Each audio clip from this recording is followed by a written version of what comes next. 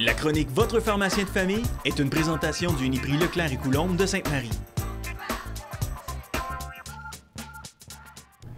En plein milieu de l'hiver, on a le système immunitaire un peu affaibli et pour nous donner un coup de main, Isabelle Leclerc est là. Bonjour Isabelle. Salut Sylvain. Salut, tu as des choses à nous suggérer pour donner un coup de main, là, pour renforcer notre système immunitaire? Oui, bien ça arrive souvent que l'hiver, on pogne tout. Hein? Tout le monde arrive et dit « Ah, j'ai pogné une infection, j'ai le rhume, je ne réussis pas à m'en sortir. Ouais. » Souvent, après plusieurs antibiotiques, moi je recommande à mes patients, il faut booster votre système, il faut le stimuler un peu pour éviter d'attraper un peu de tout. Donc, on va regarder les alternatives possibles en pharmacie au niveau de la médication, mais on va regarder aussi les mesures de base qu'on peut faire au niveau de notre mode de vie pour stimuler notre système immunitaire. À la base, qu'est-ce qu'on peut faire là, pour nous donner un coup de main? As-tu une petite idée? Sûrement bien manger, mieux s'alimenter. Oui, c'est ça. Super important de bien manger. Souvent, l'hiver, on a tendance à manger moins de fruits, moins de légumes. C'est super important de mettre de la couleur dans son assiette, de varier son alimentation. Donc, bien s'alimenter peut aider à stimuler notre système immunitaire parce qu'on va aller chercher toutes les vitamines et minéraux qu'on a besoin. Donc, oui, bien s'alimenter, c'est un bon choix. Bien dormir. Oui. Donc, un bon sommeil, être reposé. Moins de stress aussi peut nous permettre de stimuler notre système immunitaire. Donc, le stress, ça va vraiment diminuer puis nous rendre plus à risque aux infections. Les fumeurs à la maison, la résolution première de mois de janvier, on veut essayer d'arrêter de fumer. Donc, arrêter de fumer peut augmenter notre système immunitaire parce qu'on est plus à risque d'infection quand on est fumeur. On peut aussi, un truc de base, bien se laver les mains. C'est ça. Hein? Un lavage de mains nécessite de l'eau tiède à chaude et ça ne dure pas juste 10 secondes. Il faut bien frotter, bien le nettoyer partout. Surtout si on travaille dans un domaine de représentation où il faut donner la main souvent. Oui, c'est pas tous les représentants qui se toussent dans le coude. Oui, puis souvent, le Purell, il y a beaucoup de monde qui utilise le Purell à la maison. On s'entend que ça va comme tuer la bactérie dans la main, mais ça va rester les bactéries là. Donc, c'est sûr que ça ne remplace pas un nettoyage de main. C'est pas bête de l'utiliser si jamais on n'est pas capable d'avoir un lavabo à notre portée, mais ça ne remplace pas le lavage de main. Donc, c'est super important à la maison. Mais ce que tu dis, ça tue les bactéries, mais ça reste dans les mains. Tu peux le transmettre par la suite quand même, mais si la bactérie est morte, elle est moins dangereuse? Ou... Bien, les déchets de la bactérie vont rester là, donc c'est plus ou moins utilisé, plus ou moins efficace de l'utiliser, mais quand on est mal pris, ça peut être une bonne alternative. Parfait. À la pharmacie, on a plusieurs alternatives pour aider au niveau du système immunitaire. Est-ce qu'il y a déjà quelque chose que toi, tu utilises? Là-dedans, j'ai déjà utilisé la vitamine C, mais ce que j'utilise, moi, comme vitamine, là, présentement, c'est du Centrum. OK, parfait.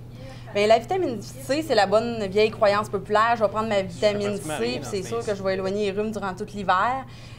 Il n'y a pas d'études qui l'ont démontré. Ça peut fonctionner. Je vous dirais que c'est surtout utilisé chez les sportifs ou les fumeurs qui vont dégrader un petit peu plus la vitamine C qu'on va l'utiliser. Mais la vitamine C, on la retrouve tellement partout, fruits, légumes, dans beaucoup d'aliments. Et le surplus est éliminé. Donc, pourquoi pas l'utiliser, mais ça ne démontre pas tant d'efficacité. Donc, on pourrait en acheter quand même, mais ce n'est pas le meilleur choix pour stimuler le système. Puis dans les produits que tu as, qu'est-ce que tu suggères?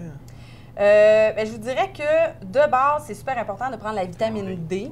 Donc, la vitamine D, on en parle de plus en plus, c'est la vitamine soleil. C'est sûr que les infections commencent à les attraper au mois de novembre, décembre, au moment où, justement, il y a moins de soleil. Donc, ils ont démontré que ça aiderait au niveau du système immunitaire, prévention de certains cancers, augmenter l'absorption du calcium, renforcer les os. Ça a tellement de propriétés qu'on ne peut pas passer à côté. Donc, c'est au moins 1000 unités par jour, une fois par jour. Ça ne cause pas d'effets secondaires. Donc, tout le monde devrait l'utiliser. Même chez l'enfant, souvent, on va donner des petites gouttes là, qui sont prescrites par le médecin. Donc, c'est vraiment une vitamine incontournable. Donc, la D, c'est la base. Il faut l'avoir.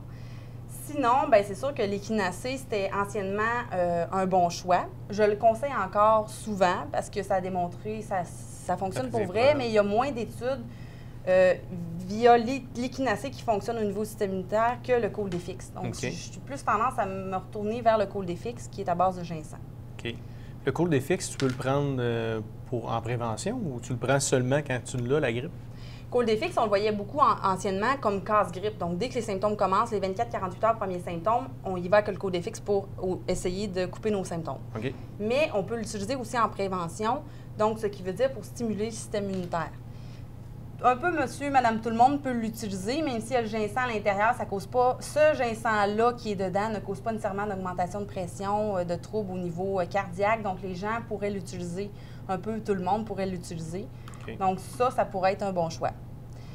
C'est sûr que, comme exemple, si vous y allez vers l'échinacée, ça va être important d'y aller de façon cyclique. Donc, ce qui veut dire, exemple, 3 semaines par mois, je l'utilise. Une semaine, je prends un petit break pour dire à mon corps, bon, bien, essayer de combattre tout seul, là, de se faire des petits soldats et essayer de combattre par lui-même, parce que c'est sûr que juste de prendre le médicament, ça peut rendre, dans le fond, le métabolisme un petit peu plus lâche. Là, il va moins combattre. Tu as des produits naturels aussi qui existent? Oui, bien, de plus en plus, on voit les probiotiques pour plusieurs choses, dont pour renforcer l'intestin, pour aider aux diarrhées suite aux antibiotiques.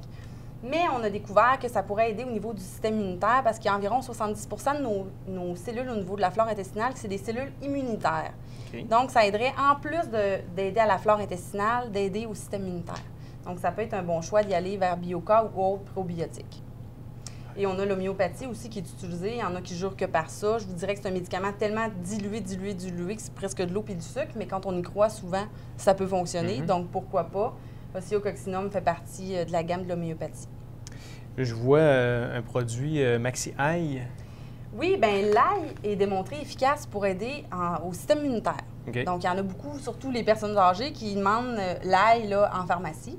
Ça peut être un bon choix. Il faut s'assurer d'avoir l'ail vieilli et d'avoir la bonne concentration. Mais comme cet ail-là, ça peut être trompeur. Si on regarde la liste d'ingrédients, il y a beaucoup trop de choses à l'intérieur, selon moi. Donc, échinacée, menthe poivrée, persil.